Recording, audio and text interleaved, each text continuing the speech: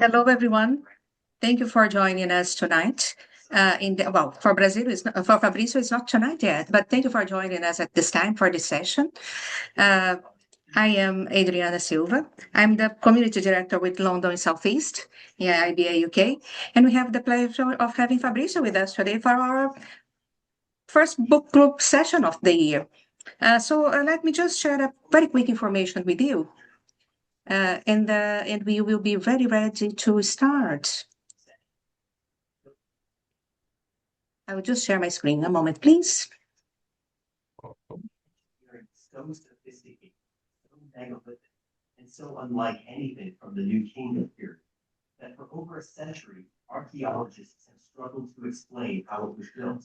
And I believe I hear some sound of a television behind you, Adrian. Can you hear that? I will... Just a moment, please. Yeah. When you speak, that disappears. It just shows up okay. when you're in silence. Otherwise, okay. it disappears. But can you see my screen? Did that work? Yes, we see your screen. It's not on presentation mode.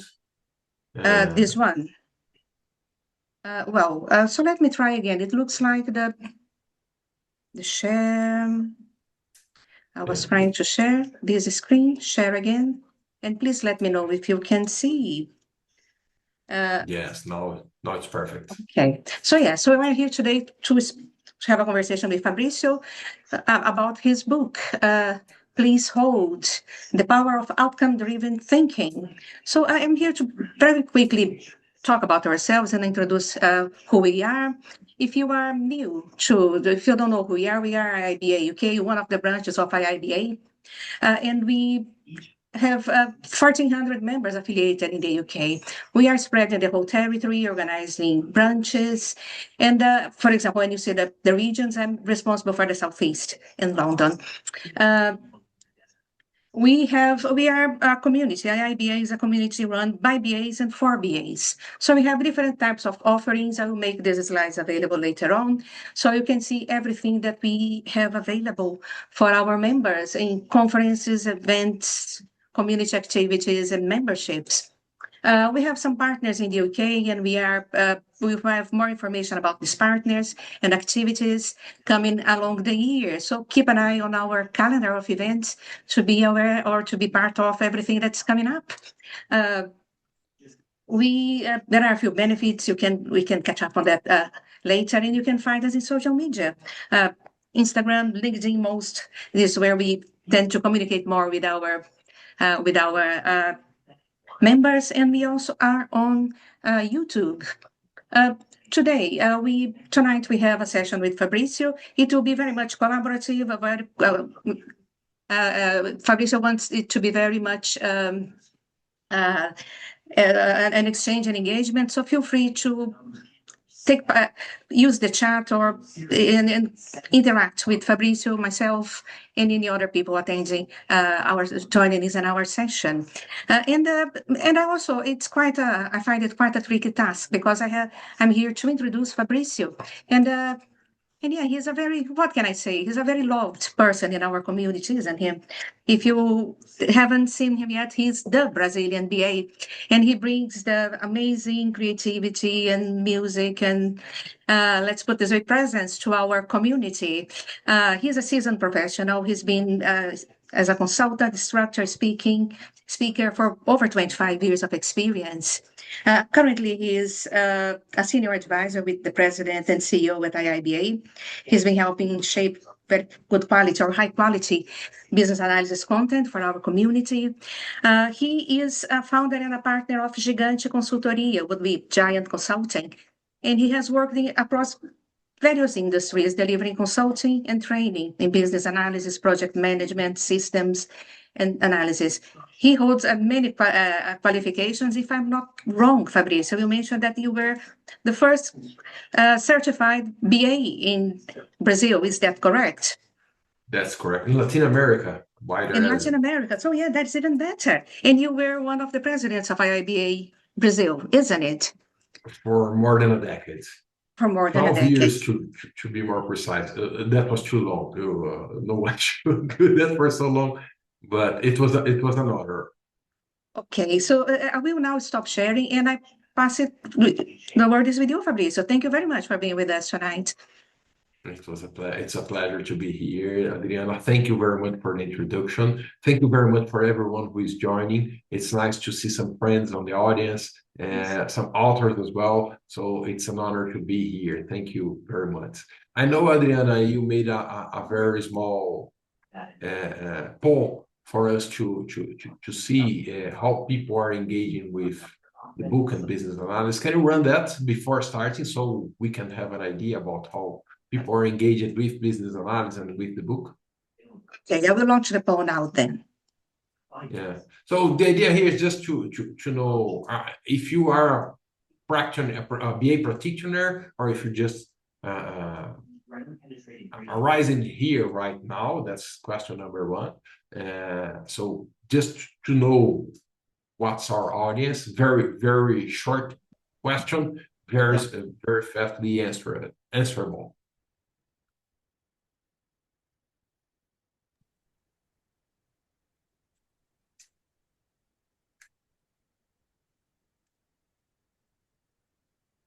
I will end the poll. I think we have. Can you see I'll share the results. Can you see them? Okay. Okay. Interesting. So 70% said yes, 30% have said no. So there are some new people. Some of you are new from business analysis. So that's interesting, and that's one of my desired outcomes from this book is to bring more people to business analysis and show them that might be useful for any professional, not just professional business analysts. Question number 2 is about the book. So I just wanted to know if people had read the book, is reading the book, see if they have something. You can run the second poll as well, Adriana, so we can see how you. You just launched the book. Can you see it? So yeah. So short answer: if you have read it already, see if you're reading, or if you don't have an idea about what it is about, just be welcome to answer. I'm gonna put I wrote it. That's my answer for it. So you can write yours. Just to have an idea about how are you relating to this, what we are going to do today. If a lot of people have read it, I will open for more questions. Then if you don't have a clue, I'm not going to embarrass you with questions about it. Already ancient and buried, and incorporated it into his temple complex. And while Adriana is putting the poll Adriana, has your television? Yes, your television is too long. Okay. We can hear when you're in silence. Yes, if you put your microphone off and just click on it when you're speaking, it's gonna work. Is that okay to end the poll now? I think we have 7 of us who responded. That's cool. Let's see.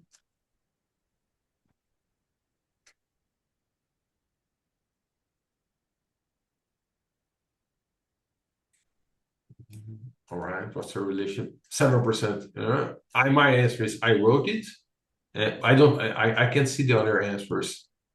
Should they show up? Or I can just see mine. You're on mute now, Adriana.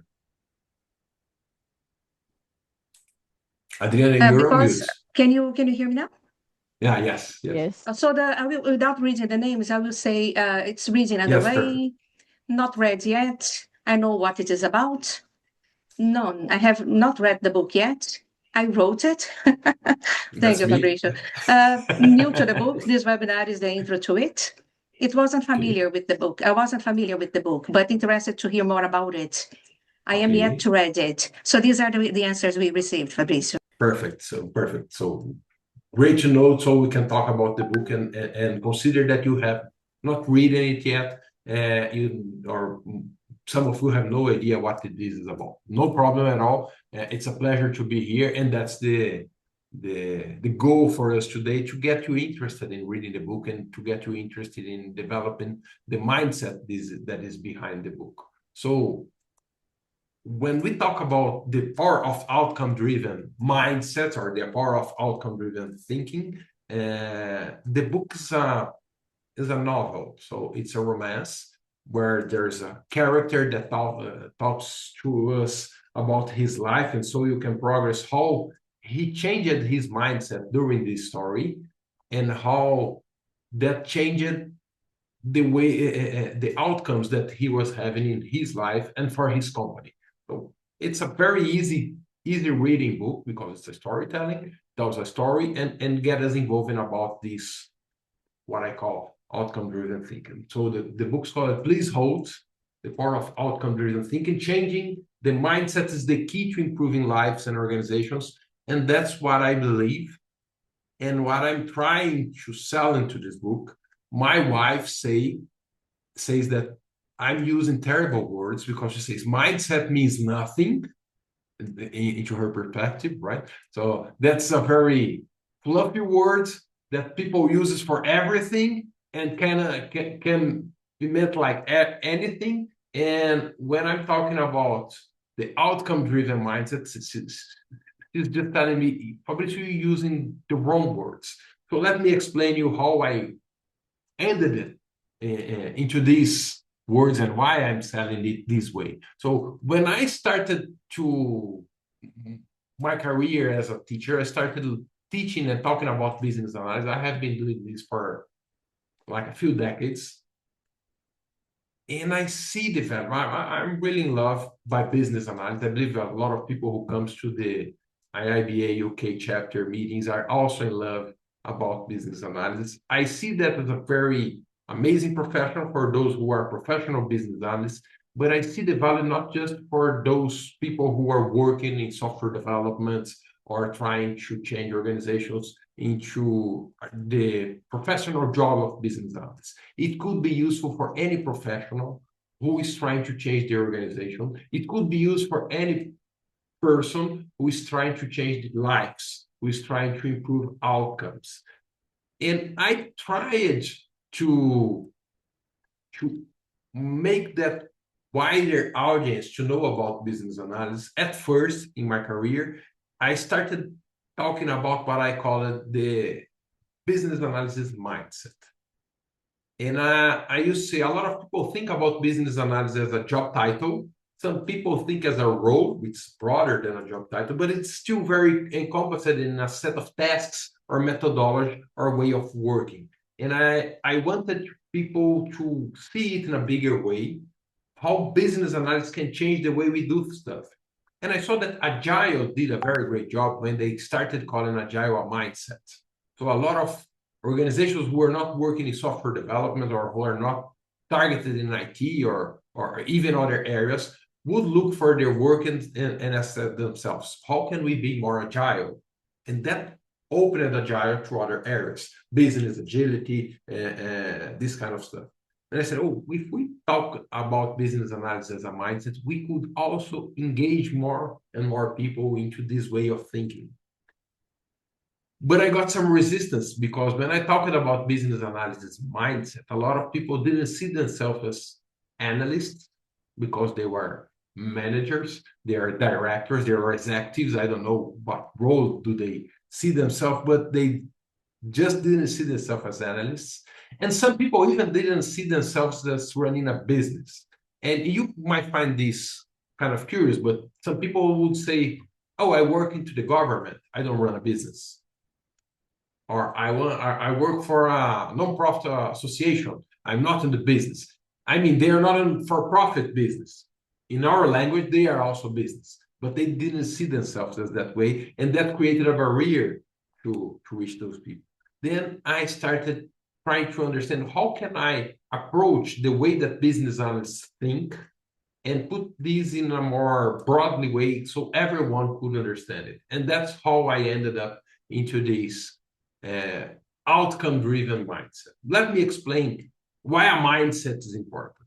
The way we think or our beliefs, what our mind beliefs affects the way we behave, affects even our body. If you think about the placebo effect, that's a very interesting stuff. Like when they're making some tests for drugs, they give some people the real drug and they give some other people the placebo. And sometimes a lot of people who are taking the placebo gets better.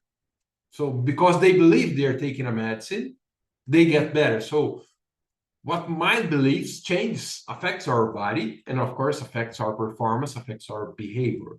So when I'm talking about this mindset, I'm talking about this thing that we have in minds that affects the way we behave, affects our body, affects everything. So I can talk about mindset in two different ways. One is the mindset of a person or collective mindset. Starting by the individual mindset, the definition is a predisposition to think, feel, and act according to certain defined pattern. So the way we think and what we feel guides the way we act. When you see someone acting like very positively, probably that's because he believes it's going to work.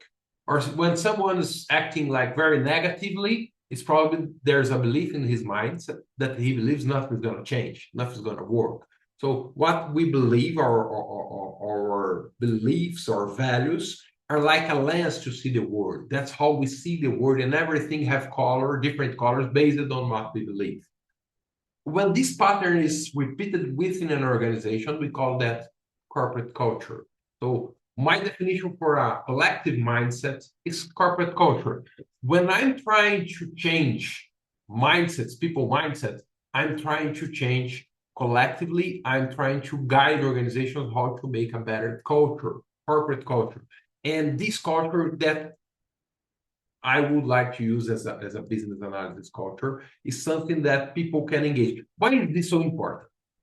Let's understand that everyone identifies themselves with something. For example, nationality. Can you put on the chat what's your nationality? How do you identify yourself by nationality? I am the Brazilian BA, so I would put Brazilian. Please put yours here on the chat. Let's see. Brazilian. Belgian, Dutch speaking. I'm Brazilian. I'm curious. Indian. If you're Armenian, British. Perfect. So this is something that relates to you, and when you are, it affects the way I speak. It affects the way I try to have fun. It affects the way I engage with people. Let's talk about music. What's your style when you think about music? Put on the chat. Let's go.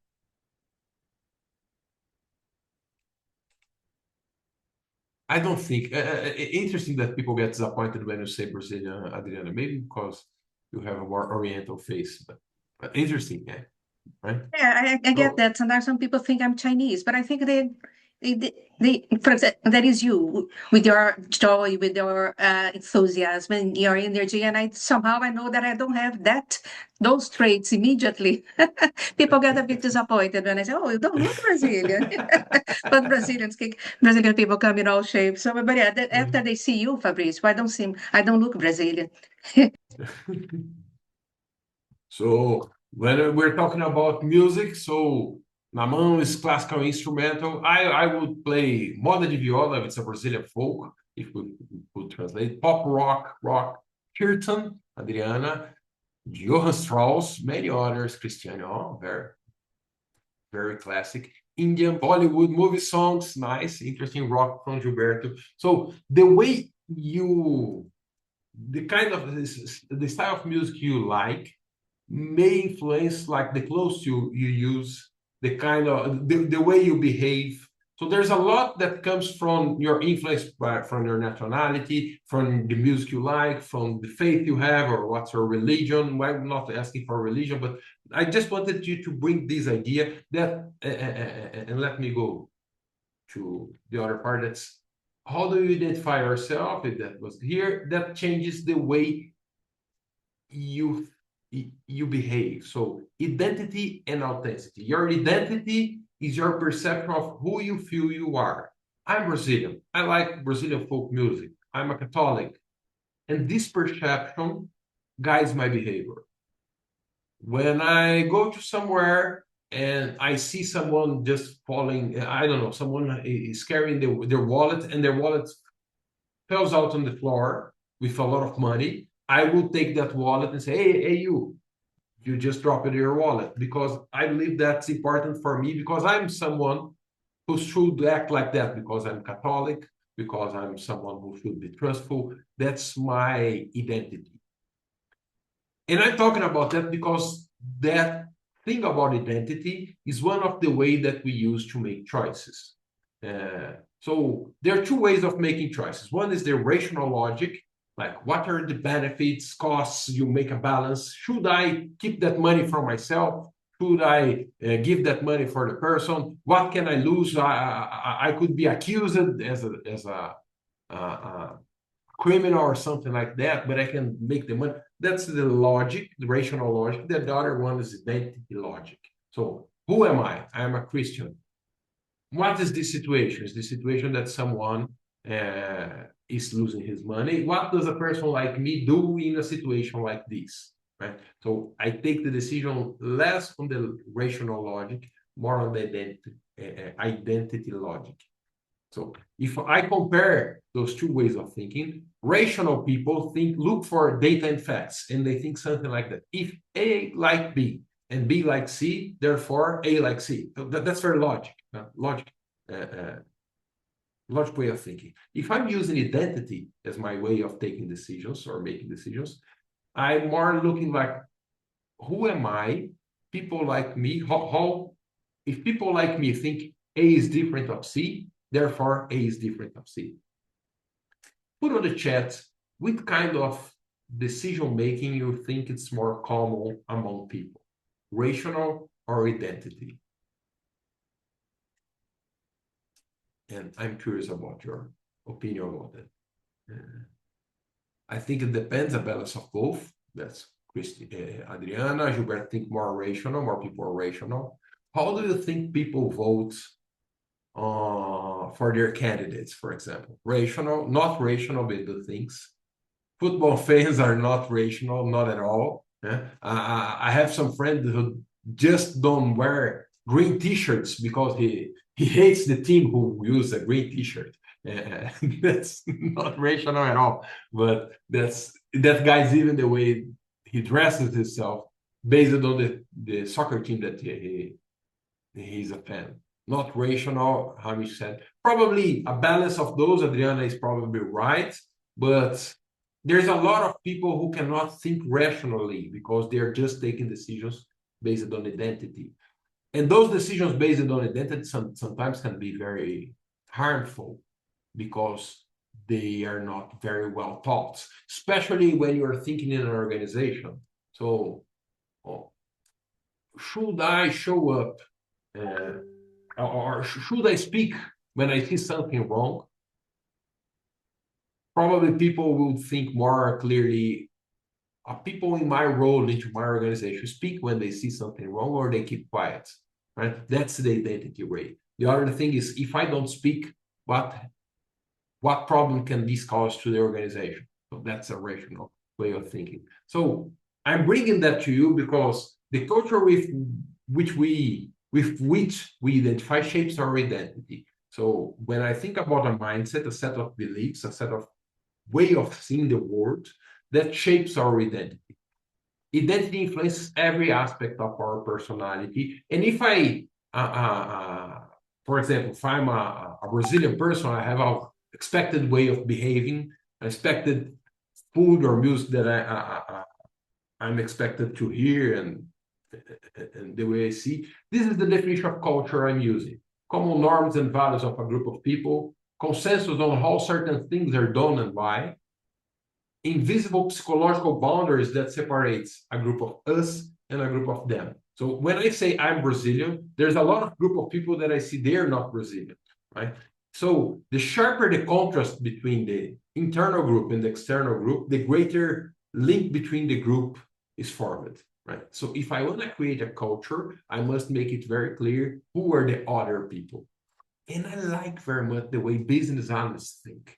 And I would like much and more people to see themselves in their idea, like if they're saying, oh, I am a business analyst, or at least I'm a business analyst practitioner. I think like a business analyst, because business analysts decide rationally and based on data, in fact, using analysis techniques. So when I look for the two ways of thinking, business analysts use rational way, and when they see themselves as business analysts, they say, I am rational. That's the way I am. So I should think rationally to take decisions. I should base my decisions on analysis. I should base my decisions based on usage of techniques. And that's why I'm trying to expand and take business analysis to different audience, to different groups. I want more and more people to see business analysis as an opportunity for them. If more people identify with the mindset of business analysis, we will have better results. That's what I believe. And that's what the book is about, right? So when we think about this concept of mindset, the way we think and feel, guide the way we act. So we have passed through it. The book uses the business analysis mindset. How business analysts think and feel. They think motivated by outcomes. So they're not just oriented to outputs or just to do their tasks, but what could happen as a consequence. I'll talk more about outcomes in a second. And they try to have this holistic vision. They try to understand the whole. And that guides a way of acting that's analytical and collaborative.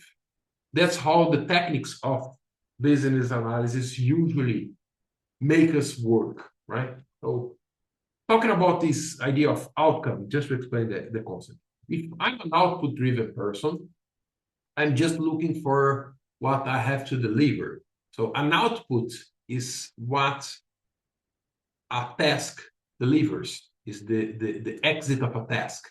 Like, let's say I'm someone who is responsible for fulfilling form 254, and the output's the form fulfilled. That's my job. And I can spend the whole day just fulfilling a form, right? A lot of people just do that. They just do their work, come back home with their money on their pocket, and that's all. But when I'm an outcome-driven person, I'm not just looking for what I have to deliver. I'm trying to understand the consequence of my work. How is this form used?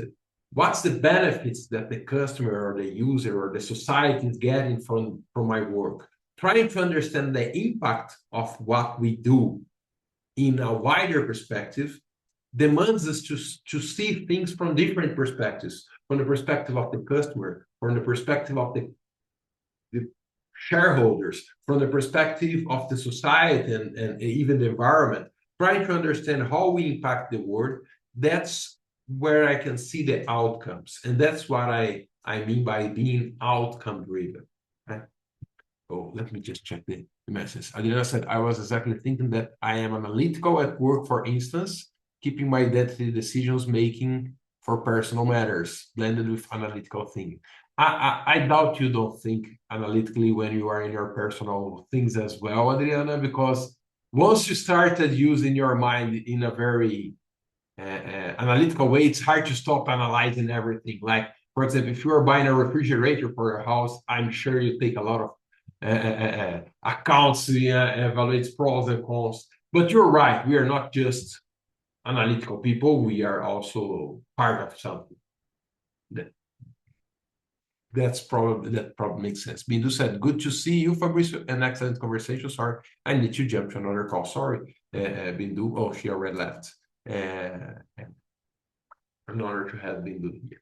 So that's the difference between these two ways of thinking. During the book story, the character starts to see a lot of situations where people are acting in an output-driven way when they could work in an outcome-driven way. Or he sees a lot of opportunities for his organization to adapt and to become more, to get better outcomes from these two different perspectives. And he develops 7 different components of what an outcome-driven person should be comparing to the output-driven. So that's how an output-driven person thinks, that's how an outcome-driven, and he starts learning about that. And there's a story that crosses the book on those things. And I should probably stop sharing by now and try to bring you into the conversation. So that's the story behind the book, right? So what I'm trying to engage. What I'm trying to take people and how I'm doing that is by telling a story. So I'm very engaged into storytelling, and I love to engage people into that. So I don't know. I would like to hear from you. Questions, comments, anything. Please join the conversation. Let's make this a club and not just a lecture. Hello, Christian. Take the word, please. I was thinking people who have worked, some people have worked as teenagers in a small enterprise during the holidays, and they know what it's like in a small enterprise. And there you have the owners, the man and the lady, who care about the quality of the product, and they care about the client satisfaction, and they care about the outcome. And then these people, when they are grown up, they go work in a big society and they think, why is everybody output driven? Why are these people just filling out forms without thinking? So I think there's a difference between people who have experienced small enterprise and people who are used to working in a large company or for the government, where if you work for the government, very often you have to take orders and not think for yourself. Makes a lot of sense, Christian. And I would not say that it's something exactly new. So when you think about industrial revolution, it made those big corporate companies possible. Before that, we just have small companies. So like someone who makes shoes and his son would make shoes and his father used it to make shoes. That was a very small organization where someone could understand the whole of that organization. When you came to industrial revolution, we started these very big organizations, and we started using people as part of this very big engine and look at your organizations as machines. And when you look at the organization thinking at it as a machine, you try to understand what are the small parts that makes the machine work and define small tasks for each one of who is working on that organization. So like we call that the mechanicist model for organizations. And decomposing the big organization into small tasks, and you put everyone responsible for a task. So those people start to become very output driven because they are responsible for a single task. And a lot of times they have no idea about the whole engine. They don't understand the full way that the organization do it. Sometimes they have no idea about the mission or what the organization is trying to achieve. And that creates this culture of output-driven people, very common, very often. And the problem with that is two ways. First thing, people who are very outcome-driven, as they don't understand the whole, they can be doing damage without knowing it. They could be doing things because they don't understand how their work connects to the rest of the organization. That could not be the best way of solving problems, or they are even creating new problems without knowing that, right? If they could understand the whole picture, they would be more engaged into solving problems, and they would be identifying opportunities for improvements, like changing process, changing the way they do, giving different answers. Let me give you an example. And this example just happened yesterday, right? I called my insurance company because my air conditioner was not working well. So I know it's cold as a hell there where you are, but here we are in the summer in Brazil. We're in the middle of the summer. It's very hot in here. So I don't have a heater in my home, but I have air conditioner, and that's what we need to survive here. But my air conditioner was not sending any cold wind. It was not blowing coldly. So I called my insurance, and they have this service of someone coming to my home. And I remember that last year I had this same kind of problem, that there is a gas into the air conditioner, and the gas, by some problem, I don't know what exactly, but it was missing. And I called the guy and said, "Oh, my air conditioner is not working very well. It's not blowing frozen air. So probably we need some more gas." And they said, "Oh, let's check it out." If he was just an output-driven person, he would just do what I asked, and he would put some gas on my air conditioner. and that would not solve my problem. But he wasn't, because he understood that the outcome I wanted was that my room was going to be fresher. So he said, let's check your aircon. And that's something strange here, because it's not blowing almost anything, not cold or any other gas. So he took a brush, this painting brush, and he cleaned my air conditioner, and suddenly it started blowing fresh air everywhere. So the problem was not that it was lack of gas. The problem was that it was dirty. And he said, I could have changed your gas and I would get more money because you would have to pay me for your gas. But when I'm just cleaning it, you don't have to pay me enough. It's included in your insurance service. But that solved my problem. So he was not worried about just doing what I asked him. He was worried about solving my problem. Bring that for a lot of people who works in IT software development and have a lot of customers or users that said, "Oh, I need this new button on my screen," or "I need this new software." I would say nobody needs a new software, right? What people need is some outcomes that they expect from the software. They expect some business KPIs to improve. They expect some business to change, something to change into their business, into their day-by-day usage of the software. If I don't understand that, and I just give what they want, I'm just giving the outputs and not committed to the outcomes. So being committed to the outcomes makes all the difference.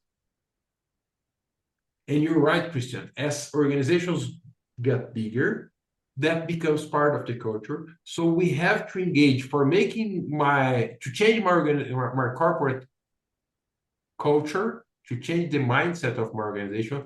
I need to make it more clear for everyone engaged into that organization how their work relates to the big chain of work. What's the organization mission? What's the customer needs? And so I have to change how people see their work. Another interesting part about that is that people who are just delivering outputs are usually very unsatisfied with the work. It's very boring just to give outputs and don't understand the consequence about what you're doing. It's not motivation. You have no motivation for work. When you understand that you are not just fulfilling the form 254, but you are solving some people problem, like you are taking someone who's coming from another country and giving them an identity, that changes the way you engage with your work. You are making my life easier when you are solving my problems and making my air conditioner to work. You are more motivated to work. It's very boring. And I have heard about a lot of people who work in software development telling me something like, "Oh, I created this software, I spent 2 years working on that, and nobody uses it.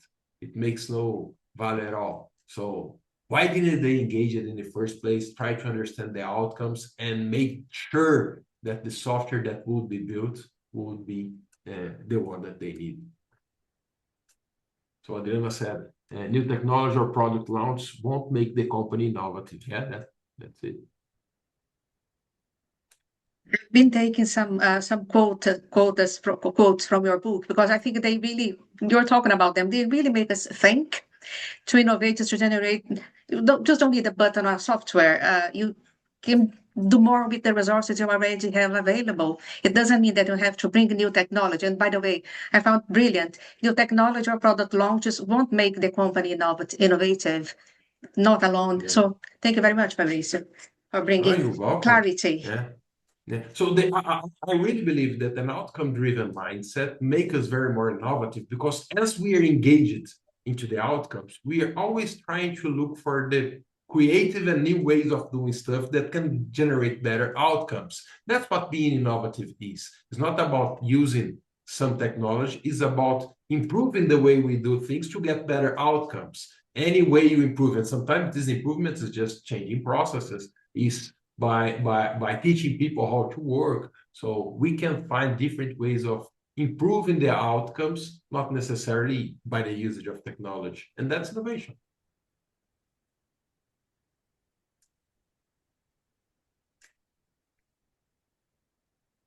anyone else who would like to join us and bring some questions, some thoughts? So be my guest. I would like to mention, for example, looking at the way you summarize that you have a table, a nice table with the output-driven mindset and the outcome-driven mindset. Something I think it makes quite easier because to have conversations, having something outlined like that. For example, some people like me and perhaps you, we have sort of slided sideways into business analysis coming from other careers. But somehow I think something I would hazard a guess that all of us who sort of found out ourselves business analysts, we already had at least some of this mindset before we became business analysts. And that's what took us to business analysis, because we would like to really have a place where we can live and breathe the outcome-driven mindset.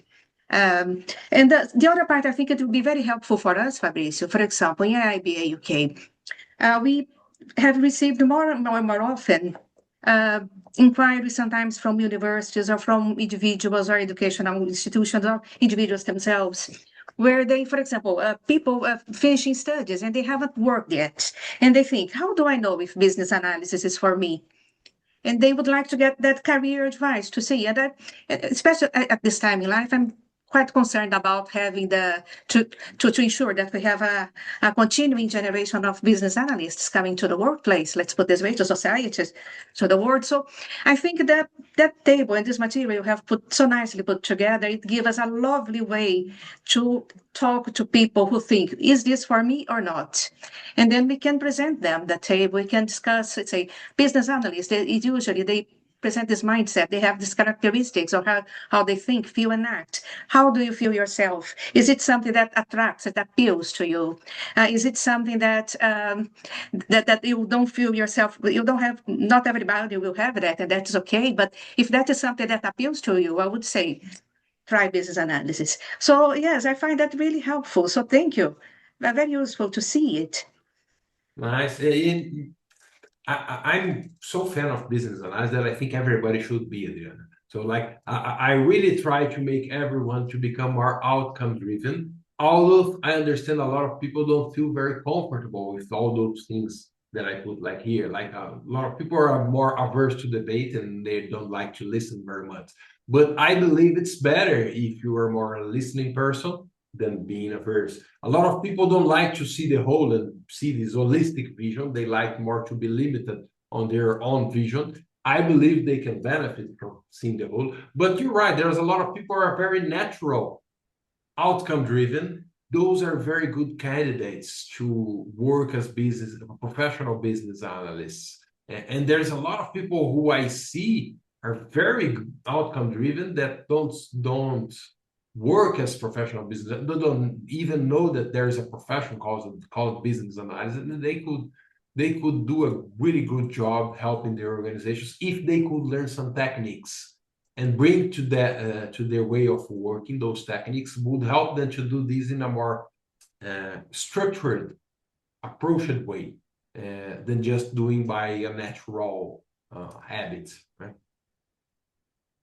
Let us do something that I think it would be nice. If we don't have any more questions from the audience, I would like to share a little bit of the book with you. So I know a lot of you didn't have the chance to read the book. And I told you the book is a storytelling. It's supposed to be fun. It's supposed to be easy reading. So I'm going to ask Adriana to join me into the reading of chapter number 2 of the book. So on this book, the main character he works on a very big bank. So it's a very big company. He works on the call center of that bank. And at the beginning of the story, he's very unsatisfied with his job. He has a friend who works with him, just close to him, who's called Rodrigo. And he had this conversation during taking a coffee with Rodrigo. And that's the conversation we're going to read. We're going to jump some parts where he's thinking, so you're just hear the conversation. And I ask Adriana to play Rodrigo for me. Can you do that, Adriana? Yes, I can. Ready? Okay, so we are reading chapter number 2, Coffee and Indignation. Right? I'm going to be the main character. Adriana is going to do Rodrigo for this book. Okay, so let's start. I can't take this anymore, Rodrigo. I feel like I'm on an exercise bike. I'm pedaling like hell, but I don't go anywhere. It's a never-ending cycle. I spend every day talking to pissed off people and leaving them even more pissed off. Give me some hope here, man. How was your day? Today, well, today was pretty cool. This morning I had mushrooms and chives in my scrambled eggs. Man, it was awesome. That's nice, Rodrigo, but I mean professionally. All right, professionally. All right. Well, that was productive too. Today I changed my photo on LinkedIn. You know, that front view where I looked like such a dude. So now I'm kind of in semi profile with this smoldering vibe. Here, check it out on my phone. People are even commenting. The person who comments is your mom. The most important person in the world. I'm talking about what you've done professionally here in the company. Yeah, me too. I swapped out my LinkedIn photo here. I had nothing to do while I was waiting for the mortgage agent to get back to me. These wait times are the most productive moments of my day. I update LinkedIn and check my Insta and Face. Rodrigo, I don't think you're getting it. I want to know about customer service. You know, the calls you got from customer who asked for your help with their problems. That's perfect. That's what we do. Tell me how to help someone solve a real problem today. There was a lady who wanted to access internet banking, but her password had expired. Hey, yeah, that's what I'm talking about. How did you help? I said she should need to go to a branch in person to register a new password. So you didn't actually solve her problem, you just created another one. Now, in addition to not being able to access internet bank, she has to go to the branch, which is precisely what you wanted to avoid by using the internet. I guess if you put it like that, it wasn't exactly a solution. Let me think of another one. There was a guy who wanted to find about a mortgage for an apartment. Ah, now that's more like it. What did you do? I told him to go to his local branch and talk to an account manager God help us. You sent him to his local branch too? Why didn't you just tell him the fees? because the guidelines state that we should forward it to an account manager who will pre register the customer, assess the credit risk, and calculate the personalized rates. It's not a matter for call center service, it's customer relations. So what's our job? There was this old guy who wanted to know his account balance. But balance is an automatic service carried out in the IVR system. We don't even have access to that. God knows why. Probably because of security reasons. Why did you even attend it to him? Well, he said that he had already checked the balance in the IVR, but the amount wasn't what he expected. And what did you do? I told him to go find his account manager at the local branch. Oh, it's perplexity. Perplexing to think that no one here actually solves any problem. We don't get paid to solve problems. We get paid to answer the phone and follow the script, period. What we have to do is to meet the call center goals and keep Mr. Andrade happy with his Christmas bonus so he doesn't get on our case. I'm good with that. Well, I'm not. The whole thing is so frustrating. I have made a decision, and I'm swearing to it here and now. Are you listening? We are going back to our workstations, and I'm solving the problem of the first customer I serve. I don't care what it is, I'm sorting it out without sending them to the local branch, without hanging up, without lying. I will do whatever it takes to resolve their problem during the call, and I will be honest with them. All right. Good luck with that. I enabled the system and prayed that the first customer would have a problem that was easy to solve. That was not exactly what happened. So there is a turning point into the book where the character decides to change his mindset. He was not comfortable about being just an output-driven person, and he decides to take a different action, and that changes all his life, changes all what happens in the book. So I hope that gives a sense about how the book is written, what's the story behind it, and just a starting point for some change.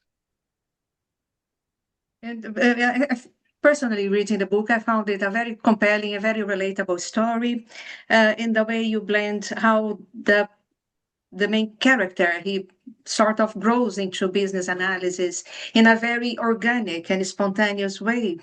And then, for example, after that happens is when he thinks about upskilling professionally as a business analyst, which I think it makes it makes it a very a relatable story for us to learn, because I think that many people they have gone through a similar path. And Fabrizio, I don't know, I don't think you have probably mentioned that today. Have you this story? You said that most of the characters they are fictional. Have you? Did you have this mindset and something you are sort of just quiet before being a business analyst? How was that with you? I believe that's developed. I would not say it's something people was born with it. Some people are more talented or skilled naturally, but every skill is something you develop. Right? So the book's not is not my biography. It's fictional book, but a lot of stories that happens in the book and the characters, the way he learns about stuff are real stories that I just anonymized and took from my real life. So especially those problems that he sees on organizations are problems I have seen in many organizations. The things he hear from characters in the book are things I have heard in a lot of organizations. I have played the role of structure or consultant, or where I was helping some people to develop the business analysis skill, and they have shared those stories with me. So a lot of stories that happens in the book are real stories, just use it in a fictional way. And I believe my mindset have been built over years by the practice of business analysis. It's like when it's kind of the opposite way. I told you that the mindset, the way we think, shapes the way we behave. But if you behave in a certain way repeatedly, that can change the way you think as well. Like if you just start saying thank you for every time someone do something for you, that doesn't mean you're grateful. You're just actually behaving like a grateful person, but that changes something in your brain. And at some point, you are trying to understand that someone do something for you, saying thank you is the normal way to respond because you were grateful. So why am I saying that? When you practice business analysis over and over repeatedly, that became like muscle memory, and that changes the way we think. For example, if someone just asked me, Fabricio, we need a new software, my first reaction would be say, why? What's the benefits you're expecting for your software? And I developed these because I understand that outcomes are more important than outputs. But that's part of the way I have been working with business analysis for many times. So I always started by defining the business requirements before describing the software requirements. So I started from the business side, understanding the KPIs, and then I would identify who are the stakeholders, what do those stakeholders needs, and create some stakeholder requirements and put those into software requirements at last. So I'm being a little technical here, but what I mean is that changed the way I think. And when my wife tells me we need a new refrigerator, my first question is why? What's the problem with our current refrigerator? What kind of KPIs are you trying to solve with a new refrigerator? That's so natural to me that it's hard for me to think in another way, because the way I have been working and practicing business analysis have shaped my mind. And it's not just business analysis, I must say. I'm also a certified project manager. So when people tell me, oh, we have to build something, we have to do something, I started by decomposing a work breakdown structure in my mind. And it's so natural because that's the way I was trained. Right? When people are talking about an organization, I try to identify the capabilities because I have studied and played business architecture for so long that became natural for me, trying to understand what are the main capabilities of an organization. So let's try to identify what's more important. And I have been working in Agile for a lot. So I will try to put that into a backlog and prioritize what's most important, trying to see if we can test and validate with some hypothesis validation or experiment. What would be an MVP to Agile, like a minimum viable product? I would call that an experiment. That shaped the way I think so much. I believe every discipline we do shaped our minds in a way that it becomes part of us. And business analysis make me more outcome driven. That's not something that came first. I would say and it's always evolving, right? So thank you very much. I can see that we are coming to the end of our session. And if you don't mind, I have seen that Kishore Adagudi, he left a message on the chat. Yes, it does. Kishore, would you like to expand? What is it that you would you like to tell us just before we go? If you would like to, please unmute yourself. Sure. That was my response, a bit delayed.